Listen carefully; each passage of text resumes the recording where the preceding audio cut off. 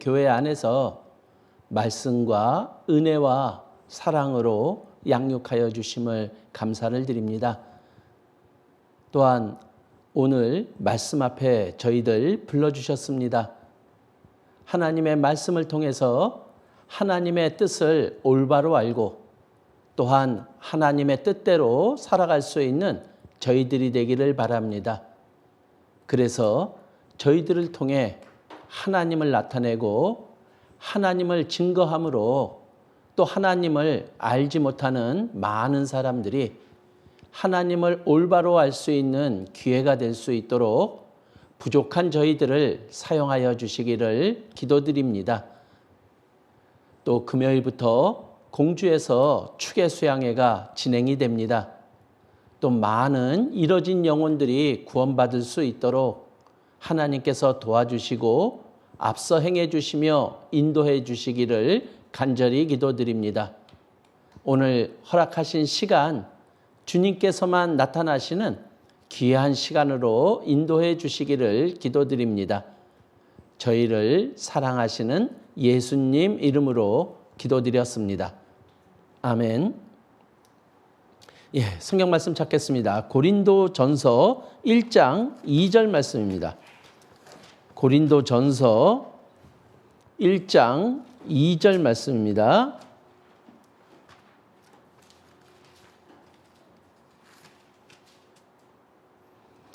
제가 읽겠습니다. 고린도에 있는 하나님의 교회 곧 그리스도 예수 안에서 거룩하여지고 성도라 부르심을 입은 자들과 또 각처에서 우리의 주 곧 저희와 우리의 주 되신 예수 그리스도의 이름을 부르는 모든 자들에게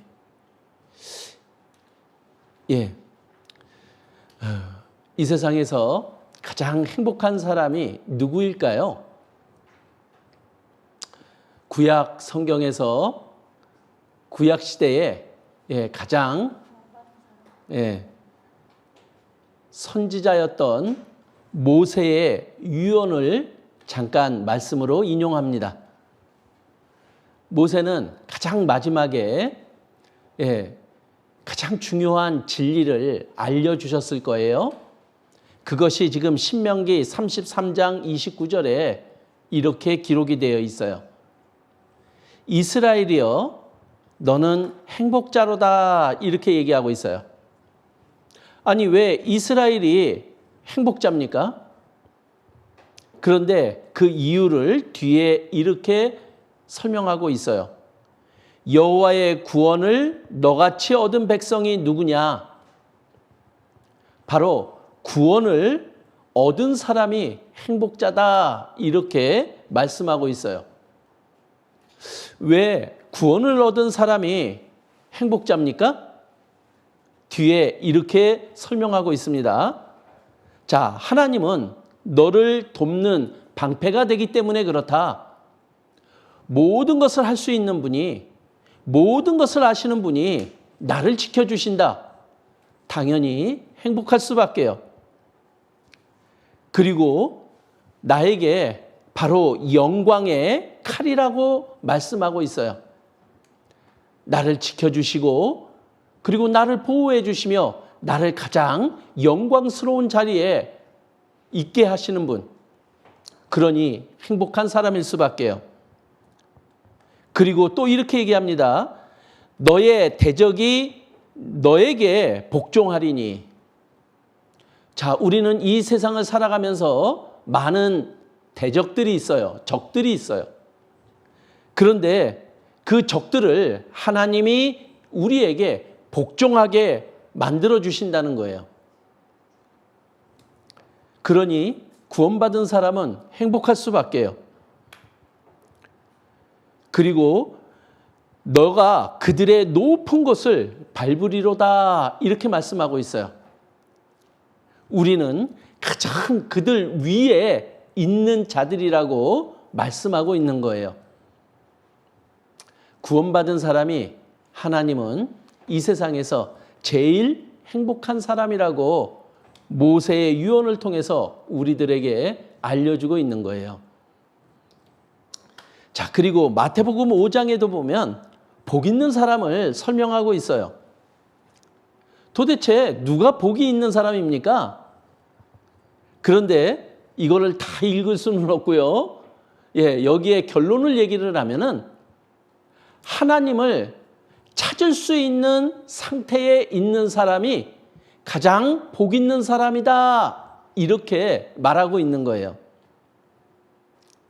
자, 어떤 사람이 하나님을 찾을까요? 돈이 많은 사람이요? 성공한 사람이요? 이 세상의 모든 것을 가진 사람이요? 그런데 그렇지 않더라고요.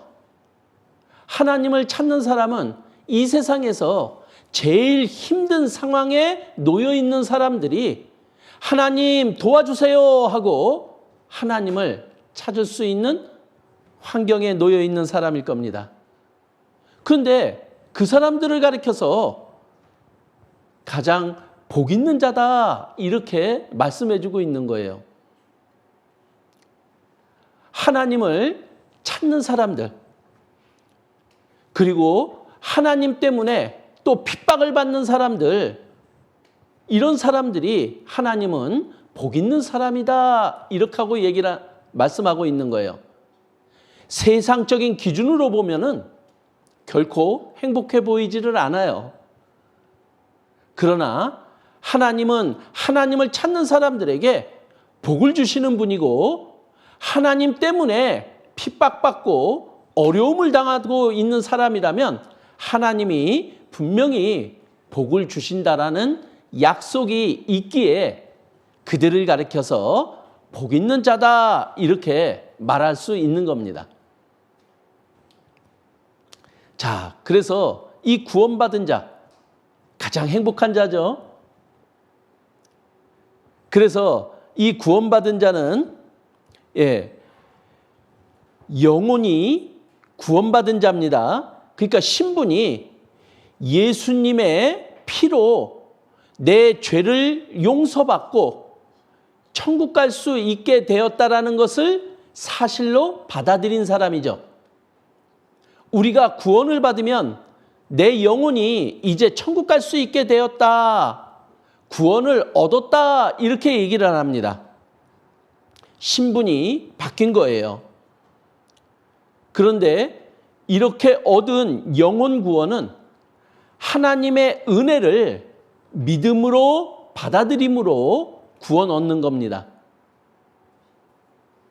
자, 그런데 이 구원 얻은 사람들이, 구원받은 사람들이 상태가 다 똑같지가 않아요. 그래서 하나님은 구원받은 사람들에게 이제 구원을 이루라고 말씀합니다. 영혼 구원을 받았다면 이제 하나님을 만날 때까지 우리의 마음이 예수님을, 하나님을 닮아가는 자가 되어라, 이렇게 우리들에게 이루어야 될 구원을 요구하고 있는 거예요. 자, 그러면은 우리는 계속해서 변해가야 됩니다. 예수님의 마음을 품은 자로 변해가야 돼요. 그리고 이 세상에서 예수님을 나타낼 수 있는 자가 되어야 될 것을 우리들에게 알려주고 있는 거예요.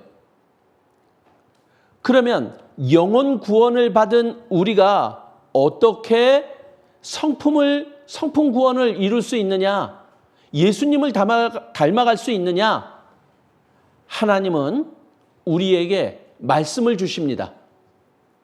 그리고 그 말씀에 순종하며 살아갈 때 우리는 예수님의 마음을 갖게 된다라고 알려주고 있는 거예요. 자, 그렇다면은 구원받은 지 오래됐다고 우리가 성품 구원을 이루는 게 아니에요. 내가 얼마나 말씀을 듣고 말씀대로 살아가느냐에 따라서 예수님을 더 닮아가는 사람이 있게 되는 거예요.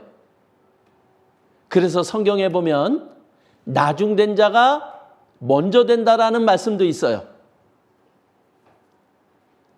그래서 내가 얼마만큼 하나님의 말씀을 듣고 말씀대로 살아가느냐, 이것이 구원받은 사람에게는 너무나 중요해요. 그런데 계속되는 과정입니다. 하나님 만날 때까지 우리는 계속해서 그렇게 변해가야 되는 거예요. 그래서 에베소서 2장 8절에 보면 이렇게 말씀하고 있죠. 너희가 그 은혜를 인하여 믿음으로 말미암아 구원을 얻었나니, 이것은 우리의 영혼이 구원을 받고 천국 갈 수 있게 되었다 하는 것을 말하는 거죠. 그리고 이것이 하나님의 선물이라고 우리들에게 알려주십니다. 그런데 빌립보서 2장 12절에 보면 또 이렇게 얘기하고 있어요. 지금 나 없을 때에도 항상 복종하여 두렵고 떨림으로 너희 구원을 이루라, 이렇게 말씀하고 있어요. 자, 앞에 있는 얻은 구원하고는 다릅니다. 우리가 예수님의 피를 통해서 내 죄가 영원히 용서되었음을 믿음으로 받아들일 때 얻은 영혼 구원과는 다른 구원이에요. 구원받은 사람이 이루어야 될 구원을 우리들에게 요구하고 있는 거죠. 바로 말씀을 듣고 복종하여 이루는 구원이에요. 그래서 하나님의 말씀을 듣고 말씀대로 살아가면 우리의 마음속에 예수님의 마음을 품을 수 있다라고 알려주는 구원이에요. 우리의 생활이 바뀌어야 되고 우리의 마음이 바뀌어야 될 것을 하나님은 우리에게 요구하고 있는 겁니다. 그리고 예수님 만날 때 이제 완전한 상태로 우리는 변하는 거예요. 육신의 몸까지도 완전한 영광스러운 모습으로 변해서 우리는 하나님께로 갑니다. 자, 그때는 육신의 병도 없어요. 우리 농인분들처럼 안 들리고 말 못하는 것도 없어요. 가장 영광스러운 상태로, 완전한 상태로 변해서 하나님께로 갑니다. 예수님 다시 오실 때요. 그때가 우리가 기다려야 될 때이고, 그때 비로소 구원받은 그리스도인은 예수님과 함께 영원히 살아갈 수 있게 되는 거예요. 우리는 그때를 준비해야 돼요. 그래서 우리가 이제 하나님을 만날 때까지 우리가 이 세상에서 성품 구원을 이루어가는 일을 해야 돼요. 그런데 어떻게 할 수 있냐? 구체적으로 예수님이 우리들에게 알려주십니다. 그것이 요한복음 15장 1절에서 4절까지 나옵니다. 이 부분은 함께 찾아보도록 하겠습니다. 요한복음 15장 1절, 내가 참 포도나무요 내 아버지는 그 농부라. 바로 예수님이 포도나무고 그 다음에 아버지는 농부라. 하나님, 성부와 하나님은 농부라, 이렇게 말씀하고 있어요. 자, 3절로 넘어가면 너희는 내가 일러준 말로 이미 깨끗하였으니, 자, 이거는 영혼 구원을 받은 것을 말하고 있는 거죠.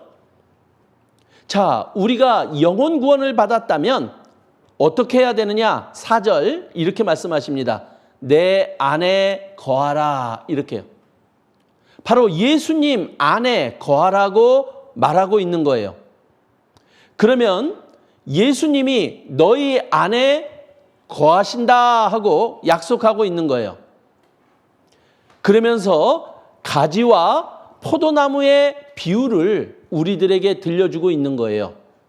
자, 예수님은 뭐라고요? 포도나무라고 그랬죠? 그리고 구원받은 우리가 바로 가지예요.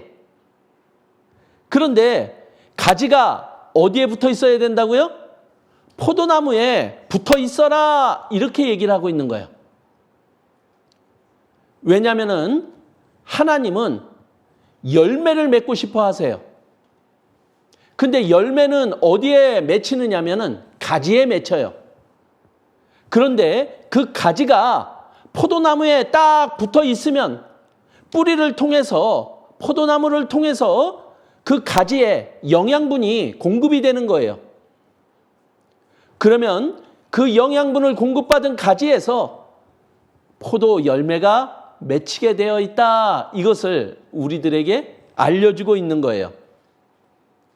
자, 어떤 열매를 맺게 해주실까요? 하나님은 구원받은 우리를 통해서 우리의 성령의 열매를 우리 마음속에 맺히게 하고 싶으신 거예요. 그 성령의 열매가 바로 뭐냐면은 바로 예수님의 마음이에요. 그러니까 우리가 예수님께 딱 붙어 있으면 우리의 마음이 예수님의 마음처럼 변해가는 일이 있을 거다 이렇게 얘기를 하고 있는 거예요. 그리고 또 다른 열매는 뭐냐? 바로 그런 우리들을 통해서 또 다른 이뤄진 영혼들이 구원받는 일이 이루어지는 것을 열매라고 말씀하시는 거예요. 자, 그러면은 우리는 포도나무에 우리는 구원받은 가지니까 붙어 있으면 절로 과실을 맺는데요. 우리가 예수님께 딱 붙어 있으면 내가 예수님처럼 변하게 되고 나를 통해서 구원받는 열매가 생기는 일이 일어날 거다 하고 하나님이 약속하고 있는 거예요. 그런데 예수님 어디 계세요? 예수님이 계신 곳에 구원받은 우리는 붙어 있어야 되잖아요. 근데 예수님 어디 계신 겁니까? 바로 그 예수님이 이제 예수님이 약속하셨어요. 바로 구원받은 무리 가운데에 함께 하신다 이렇게 약속하고 있는 거예요. 그래서 구원받은 무리, 구원받은 사람들이 함께하는 곳이 너무나 중요한 거예요. 근데 사람들이 그 구원받은 사람들의 모여 있는 곳을 너무 우습게 알거나 하찮게 아는 경우들이 생겨서 그게 너무나 안타까운 거예요. 자, 처음 읽었던 고린도전서 1장 2절에 보면 이렇게 얘기하고 있어요. 고린도에 있는 하나님의 교회, 이 교회를 설명하고 있어요. 교회가 뭐냐? 곧 그리스도 예수 안에서 거룩하여지고, 요게 누굽니까? 예수님 안에서 거룩해진 사람, 죄가 없어진 사람 누굽니까? 바로 구원받은 사람들이잖아요. 그들을 우리는 성도라고 이야기를 합니다. 그러면은 구원받은 사람들이 교회다 이렇게 우리들에게 알려주고 있는 거잖아요. 교회는 교회당이 아니에요. 바로 구원받은 사람들, 무리, 그것을 교회라고 이야기를 하는 거예요. 그래서 하나님은 공동체를 이 세상에 보시는 두 가지의 공동체만 있어요. 그 하나의 공동체가 뭐냐? 교회고요. 또 다른 하나의 공동체가 뭐냐? 세상인 거예요. 그래서 이 교회를 구별된 무리 이렇게 소개를 합니다. 왜냐? 세상에서 구별되었어요. 구원받음으로 인해서 세상으로부터 구별된 무리를 교회라고 얘기하는 거예요.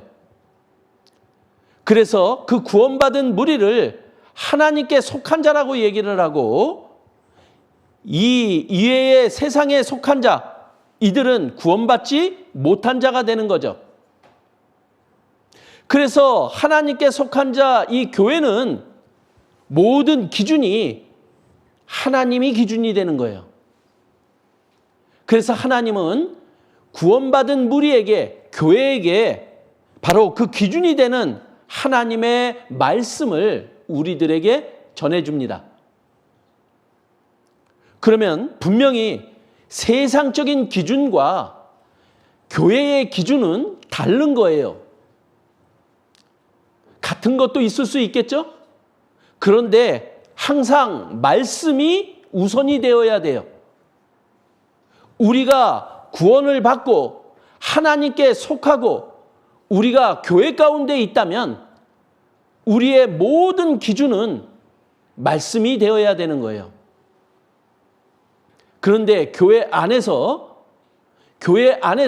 자기의 생각을 기준으로 주장하거나 세상적인 기준을 교회의 기준으로 가지고 와서 주장하는 일이 벌어지면 그것은 하나님 앞에 합당하지 않은 거예요.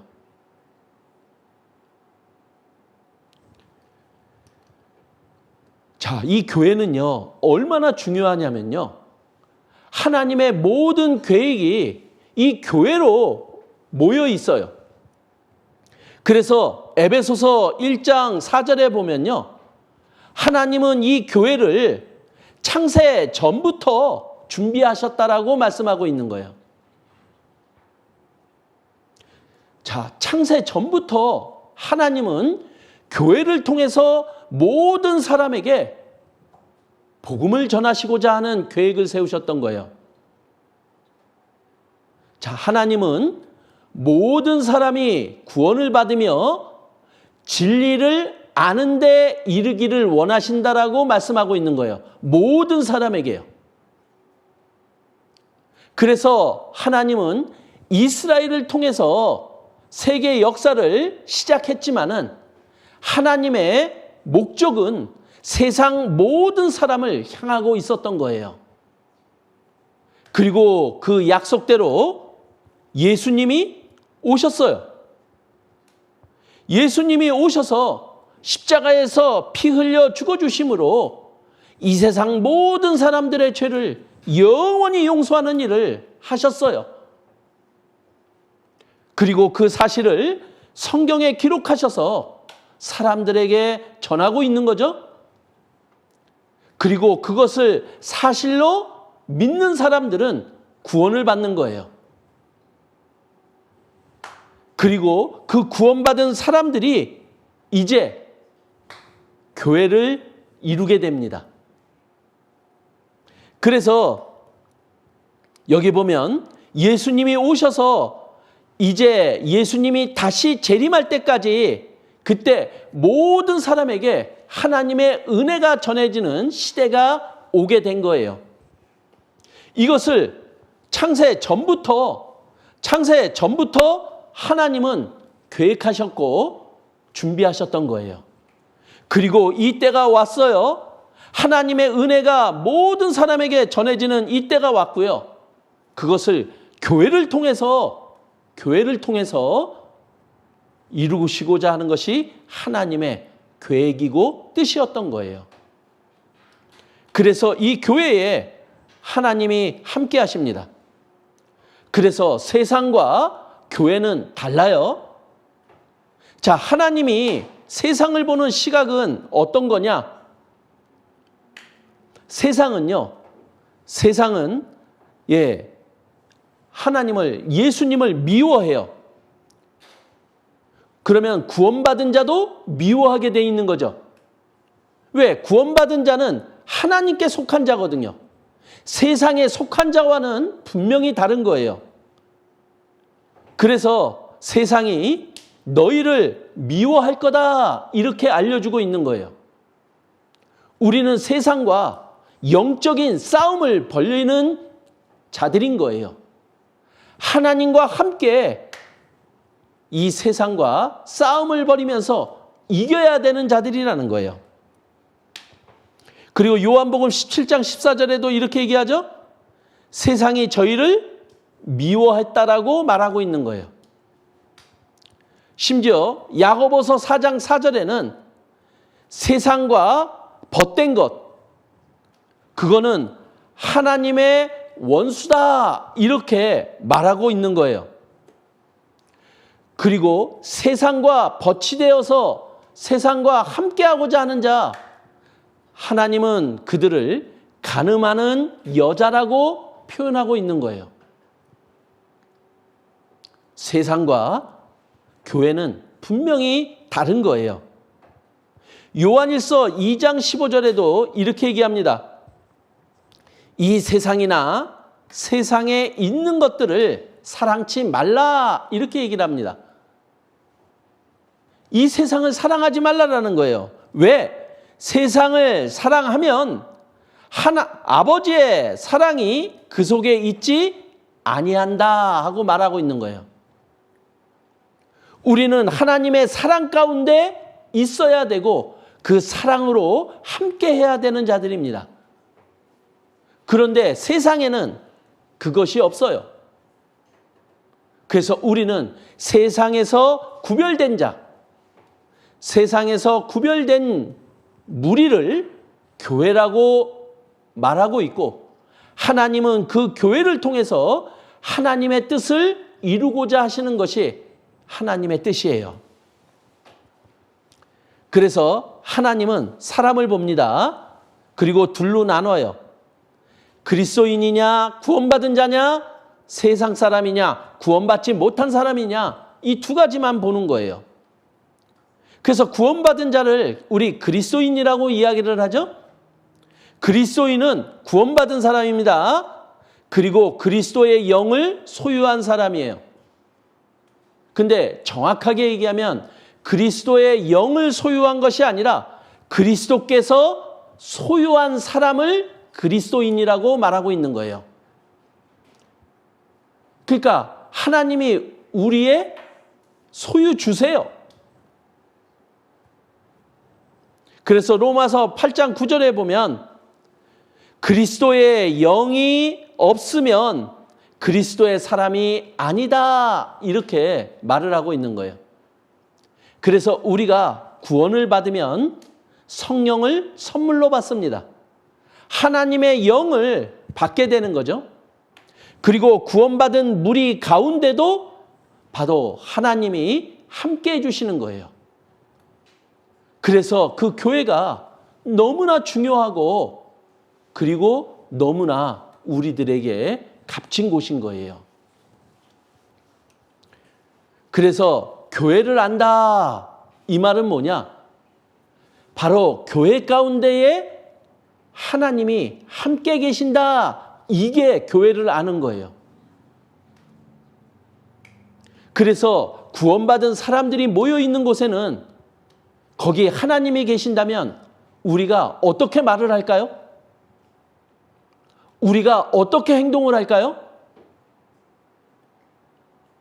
그런데 우리가 교회를 안다라고 하면서 구원받은 무리 가운데서 함부로 말을 하거나 함부로 행동을 한다라면 그 사람은 교회 가운데 하나님이 계신다라는 것을 인정하지 않는 것이 되는 거잖아요.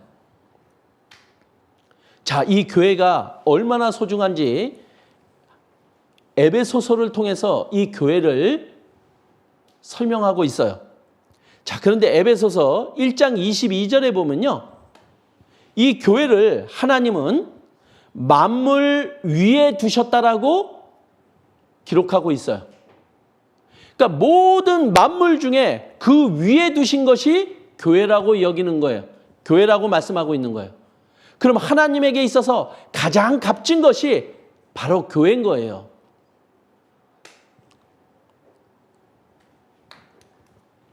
그리고 하나님은 이 교회에 하나님의 복을 주시고자 하는 거예요. 그래서 시편 133편 1절에 보면 이렇게 얘기를 합니다. 형제가 연합하여 동거함이 어찌 그리 선하고 아름다운고. 자, 형제들이 하나가 되어서 서로 사랑을 나누는 것을 하나님은 가장 선하고 아름답게 보신다, 이렇게 얘기를 하는 거예요. 그러니까 교회는요, 형제자매들이 구원받은 사람들이 하나가 되어서 서로 사랑을 나누는 곳이 되어야 됨을 우리들에게 말씀하고 있는 거죠. 그리고 그런 교회에 하나님은 복을 주신다 이렇게 말을 하고 있는 거예요. 어떤 복이요? 영생의 복이요. 그래서 교회를 통해서 새로운 이뤄진 영혼들이 구원받는 일이 벌어지게 되는 거예요. 반대로 얘기를 하면요, 교회가 하나가 되지 않고 서로 사랑하지 않으면 전도가 안 된다라는 이야기입니다. 또 다른 말로 얘기하면 우리가 하나가 되지 않고 서로 사랑하지 않으면 하나님의 복을 받을 수 없다라고 말씀하는 거예요. 자, 우리 교회에 왜 나옵니까? 하나님 위해서 나오세요? 우리 각자를 위해서 나오는 거예요. 하나님께 복을 받으려고요. 그리고 교회를 통해서 내가 가장 사랑하는 사람에게 복음이 전해져서 구원받을 수 있는 그 영생의 복을 갖기 위해서 우리는 교회에 나와요. 우리는 하나님 앞에 나오는 겁니다. 근데 우리 가끔 상황을 탓하는 사람들의 이야기를 교회 안에서 들어요. 나는 누구 때문에 교회 안 나올래?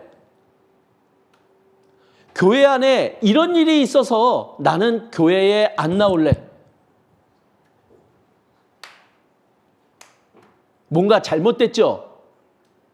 우리가 교회에 나오는 이유는 하나님이 함께 계시기에 하나님을 만나러 나와서 하나님이 주시는 복도 받고 그리고 나의 많은 문제들을 하나님을 통해서 해결하고자 하는 거잖아요.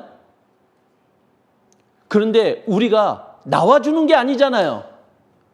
우리는 어떤 일이 있어도 이 교회와 함께 해야 되는 게 그것이 구원받은 사람이 해야 될 일인 거예요. 이 교회는요, 하나님이 가장 중요하고 값지게 여기는 곳인 거예요. 그래서 이 교회를 통해서 하나님의 뜻을 이뤄가고 이 교회에 하나님의 복을 부어주시는 곳이 이 교회인 거예요. 우리는 그 교회에 함께 있는 것만으로도 행복자고 그리고 감사해야 되는 거예요. 그리고 하나님은 이 교회로 말미암아 에베소서 3장 10절에 보면 각종 지혜를 알게 해주신다라고 말씀하고 있어요. 나는 할 수 없잖아요. 나는 알지 못하잖아요. 그런데 하나님의 지혜가 있다면요, 바로 이 교회를 통해서 하나님의 지혜를 부어주시는 거예요. 우리는 그것을 받고 누릴 수 있는 곳이 교회라고 말씀하고 있는 거예요. 그리고 하나님의 능력은 어디에서 역사하느냐? 바로 우리 가운데서 역사하신다라고 말씀하고 있는 거예요. 하나님의 능력이 개별적인 것이 아니라 우리가 하나가 되고 사랑을 나눌 때 우리 가운데서 하나님의 능력이 나타나는 거예요. 그러면 구원받은 우리가 교회 안에서 하나가 되고 서로 사랑하는 모습이 얼마나 중요한지 우리는 그것을 꼭 이뤄가야 되는 자들이 되어야 되는 거죠. 그래서 하나님이 이 교회에게 하나님의 사명을 주셨어요. 그래서 첫 번째가 바로 뭐냐면은 말씀을 배우고 가르치는 일이 교회가 해야 될 일인 거예요. 자, 우리 농인분들은 말씀을 듣는데 좀 한계를 가지고 있어요. 왜냐하면 눈으로 듣기 때문에 장시간 동안 말씀을 듣는 게 쉽지 않아요. 그런데 이 교회는요, 어찌됐든 말씀을 배우고 그리고 말씀을 가르치는 곳이 이 교회인 거예요. 그래서 조금 힘들더라도 저희는 말씀 시간이 길어요. 그리고 모든 모임에 말씀이 항상 함께해요. 왜? 하나님이 이 교회에게 주신 사명이기 때문에 그래요. 교회가 말씀을 올바로 전하지 못하면은 그것은 교회가 될 수 없는 거예요. 마태복음 28장 20절에 이렇게 말씀하시잖아요. 내가 너희에게 분부한 모든 것을 가르쳐 지키게 하라. 이것이 바로 교회에게 명하신 하나님의 사명이에요. 우리는 그 일을 해야 돼요. 그래서 말씀을 사모하고 말씀을 듣고 말씀을 내가 지켜나가는 것, 그 속에서 우리는 말씀으로 하나가 되고 그 말씀을 통해서 서로 사랑할 수 있는 자가 될 수 있다는 거예요. 왜 우리가 하나가 되지 못합니까? 결정적인 거는 말씀이 없어서 그래요. 결정적인 거는 왜 우리가 서로 사랑하지 못합니까? 우리의 마음속에 말씀이 부족해서 그래요. 말씀이 들어오면 우리는 사랑할 수밖에 없는 자가 돼요. 그 말씀이 바로 하나님이시기 때문에 말씀이 우리 안에 들어오셔서 역사하시는 거예요. 그래서 우리가 어떤 상황에서도 말씀만큼은 놓지 않아야 된다. 그리고 말씀을 듣고 지켜나가는 일은 우리가 반드시 해야 된다. 이것이 바로 구원받은 그리스도인들이 해야 될 일인 거예요. 그리고 두 번째는 성도의 신앙이 성숙하도록 서로 사랑과 선행을 격려해 줘야 돼요. 자, 교회 안에는요, 믿음의 정도가 다 달라요. 믿음이 더 큰 사람이 있고 믿음이 더 작은 사람이 있어요. 근데 하나님은 교회 안에서 기준을 믿음이 적은 사람에게 맞추라고 말씀하세요. 그러니까 믿음이 적은 사람들에게 더 섬기고 더 사랑을 베풀고 그리고 그분들에게 더 선행을 할 수 있는 우리가 되어야 되는 거예요. 그러면은 믿음이 큰 사람은 믿음이 더 커져요. 그리고 믿음이 작았던 사람들은 믿음이 커져가는 일들이 생기게 되는 거예요. 왜냐하면은 믿음이 큰 사람들이 본을 보여주고 그 본을 쫓아가니까요. 히브리서 10장 24절에 보면 이렇게 얘기합니다. 서로 돌아보아 사랑과 선행을 격려하며. 우리가 교회 안에서는요, 서로 사랑을 격려해야죠. 서로 사랑해야 되는 거예요. 하나님이 가장 선하고 아름답게 보시는 모습이 되어야 되는 거예요. 그런데 교회에 미움이 있어요. 질투가 있어요. 시기가 있어요. 그리고 다툼이 있어요. 하나님이 어떻게 보실까요? 가장 추하게 보시는 거예요. 하나님이 복을 줄래야 줄 수가 없어요. 그리고 이 모이기를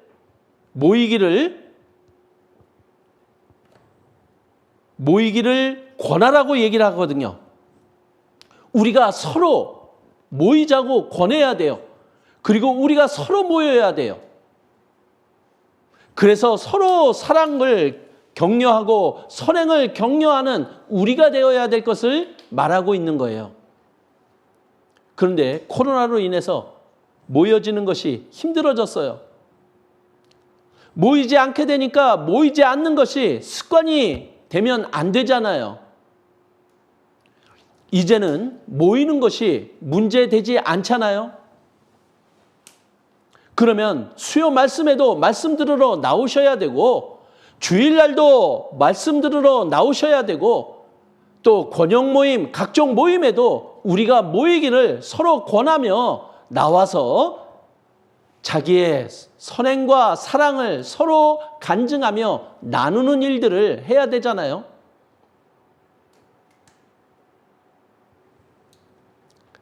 자, 그리고 우리에게 주신 세 번째 사명은 뭐냐? 하나님은 우리들에게 각종 은사를 허락하셨다라는 거예요. 여기에서 은사는 뭐냐? 내가 잘할 수 있는 거예요. 그리고 그 은사를 가지고 서로 봉사하게 하는 것이 우리에게 주신 사명이에요. 자, 그래서 교회 안에는 섬기는 사람이, 봉사하는 사람이 많으면 많을수록 그 교회는 성장하게 돼 있어요. 봉사하는 사람이 많으면 많을수록 그 교회는 하나님이 역사하시게 되어 있는 거예요. 자, 우리는 농인선교부입니다. 그리고 농인선교부 안에는 따로 봉사자들도 있습니다. 봉사하는 일이 그 봉사자들에게 국한된 것이 아니라 그 봉사자들을 통해서 봉사를 배우고 함께 봉사를 해나가는 일이 농인선교부가 되어야 되는 거예요. 그것이 하나님이 교회에게 주신 사명인 거예요. 우리가 얼마나 다른 사람들을 섬기느냐, 그것이 하나님이 으뜸이 되는 방법이라고 말씀으로 알려주고 계시잖아요. 누가 가장 으뜸이 됩니까? 높아질 수 있습니까? 섬기는 자가 되라고 얘기를 하는 거예요. 그러면은 우리 농인분들 교회 안에서 섬기는 일을 해야 되겠죠? 교회 안에 많은 봉사의 일이 있어요. 그 일들을 우리가 나서서 행하면은 으뜸이 될 수 있는 거예요. 그리고 그 일은 교회를 통해서 이루어진다라는 거예요. 그래서 베드로전서 4장 10절에도 은혜를 맡은 선한 청지기 같이 서로 봉사하라. 이거는 같이 해야 되는 것들인 거예요. 그리고 네 번째, 하나님이 주신 사명, 그것은 전도하는 것이에요. 그래서 하나님은 이 교회를 통해서 전도하는 거예요. 그래서 우리 교회 안에 각종 모임에도 우리는 전도의 기도 부탁을 합니다. 그래서 우리가 마음이 하나가 되어서 서로 사랑을 하면 거기에 하나님이 복을 주신다라고 하잖아요. 영생의 복이요. 그래서 이 교회가 한 사람 한 사람 영혼이 구원받아서 더 크게 지어져 간다라고 성경은 말씀하고 있는 거예요. 그래서 하나님은 이 교회를 우리들에게 쉽게 설명해 주세요. 자, 그래서 가족으로 설명을 해 주십니다. 가족은 어떤 관계예요? 가족은 사랑할 수밖에 없는 자예요. 자, 가족끼리 가끔 싸워요, 안 싸워요? 가끔 싸우기도 해요. 근데 싸웠다고 쫓아내나요? 싸웠다고 다시는 안 봐요? 복골 보기 싫어서 가출합니까? 아니잖아요. 근데 가족끼리는 싸워도 그 속에 사랑이 있어요. 그 사랑의 마음을 가지고 싸워야 되는 거죠. 근데 좀 잘 싸워야 돼요. 사랑이 묻어나도록 싸워야 돼요. 우리 싸워도 상대방이 나를 위해서 해주는 말이구나, 이걸 느낄 수 있잖아요. 그게 가족인 거예요. 우리가 교회 안에서 나이 든 사람은 부모님 대하듯이 대하고 나이가 어린 사람은 자식 대하듯이 대한다면 그 안에 사랑이 넘쳐날 수밖에 없지 않아요? 우리 가족처럼 대하고 있습니까? 자, 그리고 또 하나는 몸으로 설명하고 있어요. 그래서 우리의 몸에 교회는 교회의 머리가 예수님이라고 말하고 있는 거예요. 그리고 교회의 각 이 지체가 바로 구원받은 각자라고 우리들에게 이야기하고 있는 거예요. 한 몸인 거죠. 우리 한 몸 맞아요? 탈무드에 보면 머리가 둘 달린 아이가 태어났답니다. 2명입니까? 1명입니까? 근데 거기에는 답을 얘기하고 있지 않고 1명인지 2명인지 알아보는 방법만이 나와 있어요. 꼬집어 보면 안 돼요. 그러면 둘이 동시에 아야 하면 1명인 거예요. 근데 하나는 아야 했는데 하나는 아파하질 않아요. 그러면 둘이래요. 같이 느껴야죠. 이게 하나인 거죠. 하나님이 교회를 몸으로 우리들에게 설명하고 있잖아요. 한 몸이다. 자, 우리는 서로 살아온 환경이 달라요. 서로의 경험도 다 달라요. 그리고 서로의 아픔도 달라요. 그러니까 밖으로 나타나는 것도 다 달라요. 그래서 어떨 때는 그것이 다른 사람들에게 피해를 주기도 하고 아니면은 보기 싫은 모습으로 비추기도 하는 거예요. 근데 우리는 한 몸이잖아요. 우리는 그것을 이해하고 그것을 포용해주는 우리가 되어야 되는 거잖아요. 한 몸이니까요.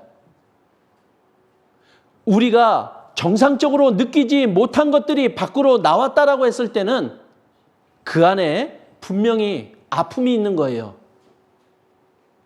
그 아픔 때문에 밖으로 나오는 것이 다른 사람을 다 배려하면서 나오지 못하는 거예요. 그럼 우리는 어떻게 해야 됩니까? 한 몸이니까. 한 몸이니까 다른 사람의 잘못을 우리가 도와줘야죠. 그리고 내가 그 일을 감당해야죠. 자, 한 손이 아파요. 자, 오른손이 아프면 오른손이 해야 될 일을 누가 도와주면 됩니까? 왼손이 도와줘야죠. 하나니까. 그런데 우리가 하나가 아니면은 나오는 현상들이 있어요. 비난합니다. 판단합니다. 미워합니다. 함께하기를 싫어합니다. 우리 안에 하나임을 거부하는 거예요. 우리는 하나예요. 예수님의 피로 거듭난 하나예요. 예수님이 머리고 우리는 각 지체로서 하나 된 자들이라고 말하고 있는 거예요.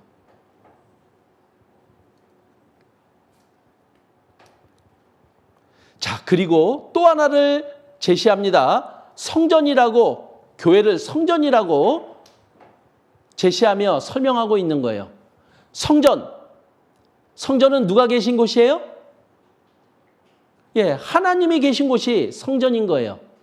그럼 교회는 누가 계시다? 바로 하나님이 함께 계시는 곳이다. 이것을 설명하고 있는 거예요.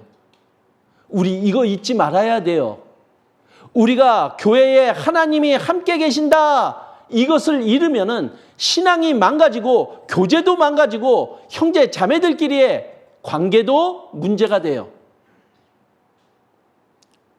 그런데 하나님이 함께 계시면은 우리는 그 하나님이 함께 계신다라는 이유로 우리는 교회에 함께 해야 되는 자들이 되고 그 함께 하시는 하나님을 통해서 우리는 하나님의 모든 것을 받을 수 있는 자가 될 수 있는 거잖아요. 하나님이 애굽에서 종노릇하는 이스라엘 사람들을 구해냈습니다. 왜 구해냈냐? 성경은 이렇게 얘기해요. 그들 중에 거하려고 이렇게 해요. 자, 구원받은 우리를 세상으로부터 구별시켜서 건져주셨습니다. 왜요? 우리 안에 함께 하시려고요. 그래서 우리에게 이렇게 약속하시죠? 마태복음 18장 20절에 보면 두세 사람이 내 이름으로 모인 곳에는 나도 그들 중에 있느니라. 예수님 어디 계세요? 두세 사람이 내 이름으로 모인 곳, 구원받은 사람들 가운데에 예수님 계십니다. 그런데 그분을 무시하면 예수님 어떻게 생각하실까요?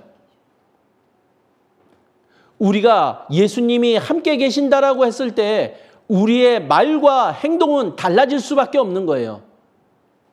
근데 분명히 함께 계시는데 함께 계시지 않은 것으로 여기며 말하고 행동하면 예수님 어떻게 느끼실까요? 그래서 예수님이 교회 가운데 계시다 그 부분을 요한계시록도 설명하고 있어요. 요한계시록 2장 1절에 보면 예수님이 7 금초대 사이에 다니시는 이라고 표현하고 있어요. 7 금초대 사이를 다니세요. 예수님이. 자, 그런데 이 7 금초대, 촛대가 뭐냐? 요한계시록 1장 20절에 보면 7 교회라고 설명하고 있는 거예요. 그럼 예수님 어디로 다니신다고요? 예, 교회와 함께하며 다니시는 건 뭘까요? 역사하시는 거죠. 능력을 베푸시는 거죠. 지혜를 더해 주시는 거죠. 교회 안에서요. 교회에서는요. 그래서 사랑이 이루어져야 돼요. 왜? 하나님은 사랑이시거든요. 사랑이신 그분이 우리를 사랑하셔서 죽기까지 우리를 사랑하심을 십자가에서 보여주셨고 이제 그것을 실천하도록 교회 가운데 우리를 불러주신 거예요. 그리고 하나님의 뜻을 이루도록 하시는 일이 이 교회를 통해서 이루어져야 되는 거예요. 자, 그분의 뜻은 뭐냐? 새로운 계명을 주셨어요. 서로 사랑하라고요. 그리고 형제를 사랑하여 서로 우애하고 존경하기를 서로 먼저 하래요. 그리고 사랑은요, 허다한 죄를 덮어준대요. 다른 사람의 잘못, 그리고 다른 사람의 허물, 우리는 사랑으로 덮어줘야 돼요. 그것이 이 교회에서 이루어져야 될 일인 거예요. 자, 성경은요, 하나님은 이 성경을 통해서 하나님의 뜻을 전합니다. 근데 이 성경에도 구원을 받지 못한 자에게 전하는 말씀이 있고 구원을 받은 자에게 전하는 말씀이 따로 있는 거예요. 그래서 전도 집회, 구원을 받지 못한 자들에게는 전도 집회를 통해서 복음의 말씀을 전합니다. 구원 받도록이요. 자, 그리고 구원받은 자들에게는요, 수요 말씀, 주일 말씀 통해서 구원받은 이후에 어떻게 살아야 되는지를 하나님의 말씀으로 우리들에게 전해주세요. 그런데 구원받지 못한 자와 구원받은 자가 한꺼번에 말씀을 들으면 어떤 일이 벌어집니까? 말씀이 혼란스러운 거예요. 그래서 구원받지 못한 분들에게는 가급적이면은 상담을 할 수 있도록, 그리고 전도 집회 말씀을 주일날도 들을 수 있도록 그렇게 만들어가며 그분들이 교회 가운데 들어올 수 있도록 도와줘야 돼요. 우리 전국에 있는 농인선교부회를 보면요, 참 농인분들에게는 말씀을 전하는 것들이 쉽지 않아요. 기회도 많지 않아요. 그래서 사실은 구원 받았다라고 하지만은 구원이 의심스러운 분도 있고, 구원을 받지 못한 채 그냥 함께 말씀을 듣는 분들도 많아요. 그러나 분명한 것은 교회는 구원받은 자들의 무리예요. 그리고 그분들에게 구원받은 이후에 어떻게 살아가야 되는지를 말씀으로 전해주는 거예요. 그러니까 구원받지 못한 사람은 그 말씀을 들으면은 이해하기가 쉽지가 않아요. 말씀을 기준으로 행하기보다 자기의 생각과 세상의 기준을 더 내세우는 경우가 많아지는 거예요. 그런 부분들을 우리가 알고 구원받지 못한 분들에게 구원받은 분들이 더욱 사랑의 모습을 교회 안에서 보여줘야 돼요. 그래서 말씀 속에 하나님의 사랑을 빨리 깨달을 수 있도록 먼저 구원받은 분들이 도와주셔야 돼요. 사랑으로요. 그래서 성경에 구원받은 사람, 구원받지 않은 사람 통틀어서 가장 중요한 가르침을 좀 꼽으라면 이렇게 꼽습니다. 예수님의 피로만 구원을 받는다라는 것이요. 이게 복음이죠. 예수님의 하신 일을, 그래서 구원받게 하는 일, 이것이 성경의 가장 중요한 가르침 중에 하나예요. 그리고 두 번째는 뭐냐? 성도들은 반드시 주님의 몸된 교회 안에 붙어 있어야 한다는 것. 그래야지 변화가 되는 거예요. 그래야지 신앙이 성장하는 거예요. 그리고 세 번째는 주님께서 교회에게 명하신 가장 큰 사명, 복음 전파, 전도하는 일을 해야 되는 거예요. 이것이 성경의 가장 중요한 가르침이 됩니다. 자, 우리 농인선교부 안에 관계들을 조금 정리할 필요가 있어요. 자, 유대인을 우리가 보죠. 이스라엘 사람들이요. 이스라엘 사람들은 사람을 나눕니다. 유대인 아니면 이방인. 그런데 이러한 기준이 선민 우월주의에 자기들만이 선민이다, 하나님이 선택한 백성이다, 이러한 우월감을 갖게 해줘서 오히려 하나님을 받아들이는데 방해가 됐던 거예요. 하나가 될 수 없었던 거죠. 그런데 이제 하나님은 예수 그리스도를 통해서 유대인, 이방인 이렇게 나누는 것이 아니라 모든 사람들이 구원을 받고 진리를 아는 데 이르기를 원하시는 것으로 바뀐 거예요. 그래서 구원을 받은 사람, 그리스도인으로 들어오게 하는 일이 하나님의 뜻인 거예요. 이것은 의미가 없는 거예요. 자, 우리 농인분들의 입장에서 좀 볼까요? 농인분들도 사람을 볼 때 청인이냐, 농인이냐 이런 부분들을 좀 구분하잖아요. 근데 보이지 않게 지금까지 살아오신 경험 속에서 이 청인들과의 관계가 원만하지 못했어요. 그래서 농인들끼리 이렇게 함께 좀 뭉치는 일들이 있잖아요. 그런데 우리가 구원을 받았다면 지금의 이 나눔은 의미가 없는 거예요.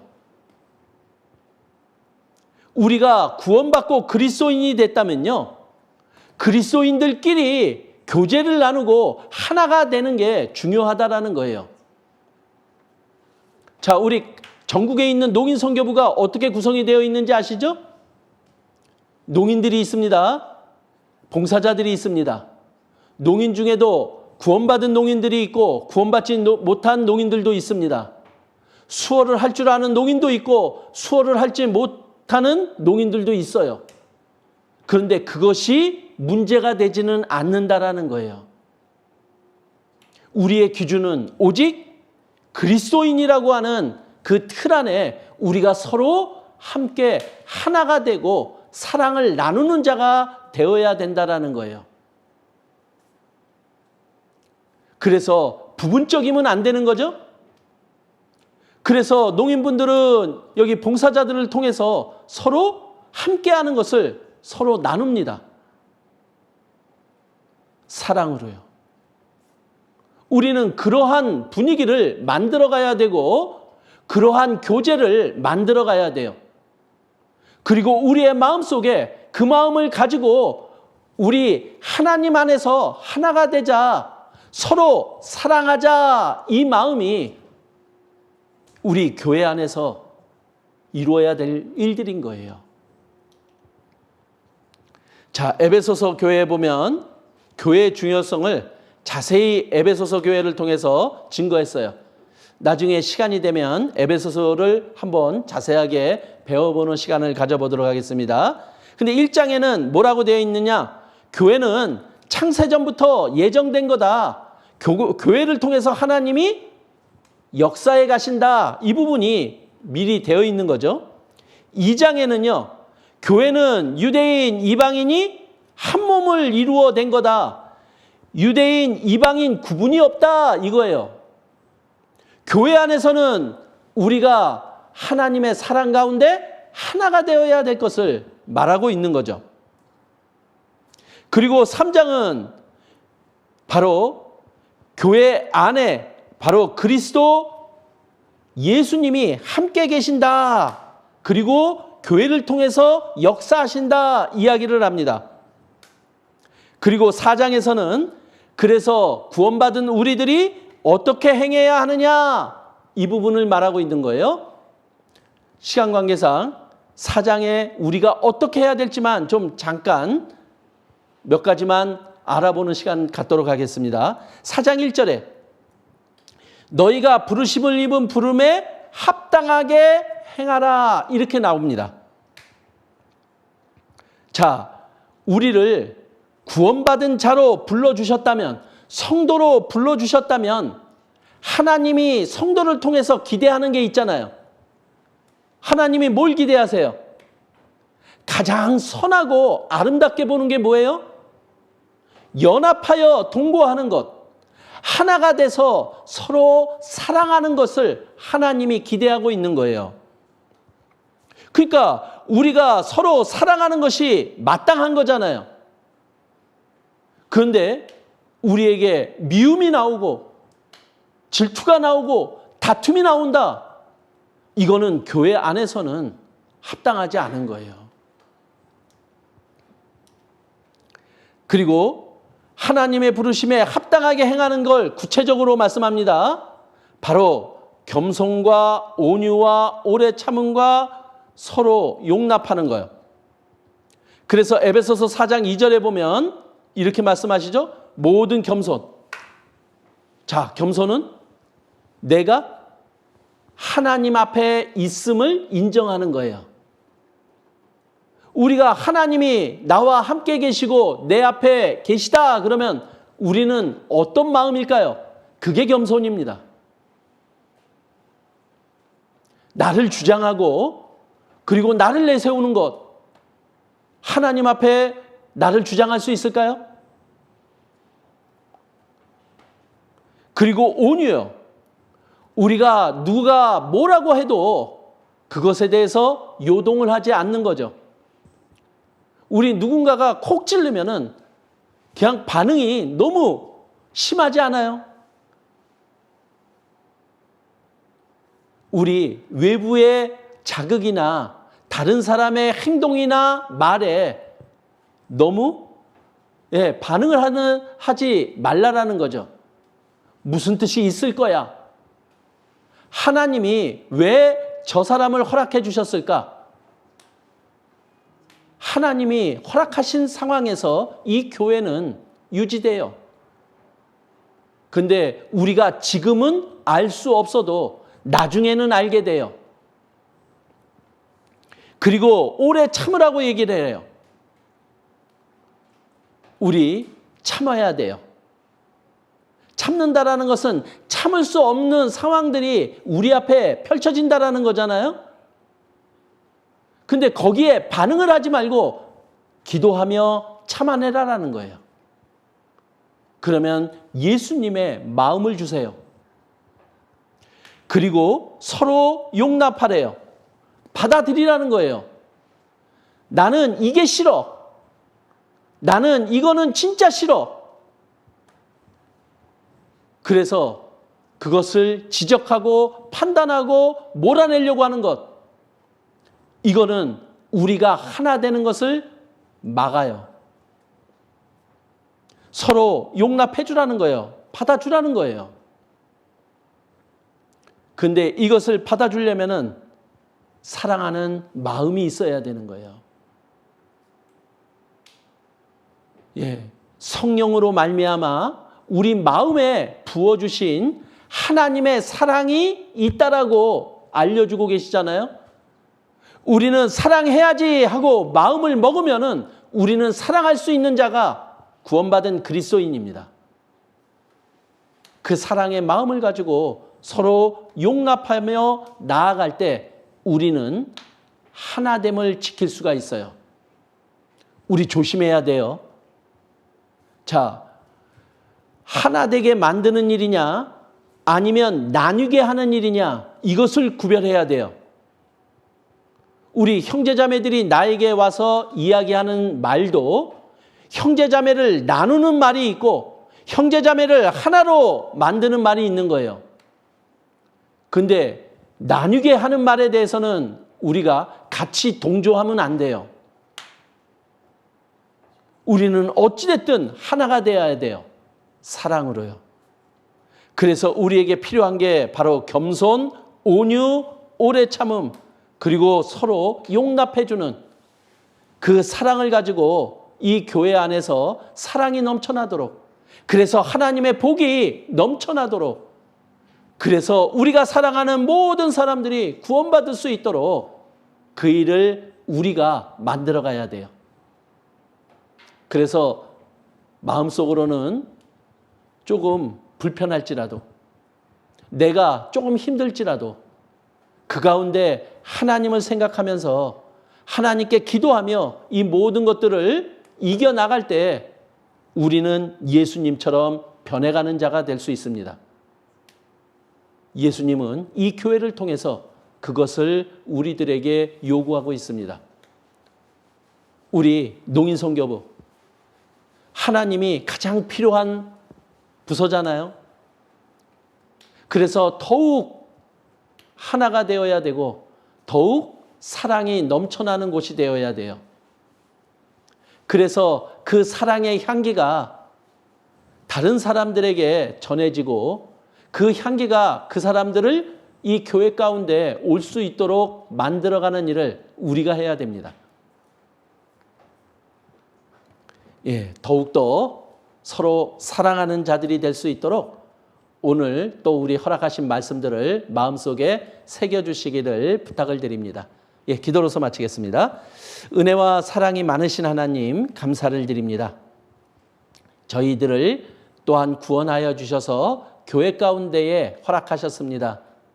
그리고 하나님께서 서로 하나가 되어서 사랑하는 것을 가장 선하고 아름답게 보시고 그곳에 하나님의 복을 허락하심을 알려주셨기에 또 이 농인선교부가 가장 하나님의 복이 넘쳐나는 곳이 될 수 있도록 가장 사랑하는 저희들이 되고 더욱 주님의 말씀 가운데 하나 되는 저희들이 될 수 있도록 도와주시기를 기도드립니다.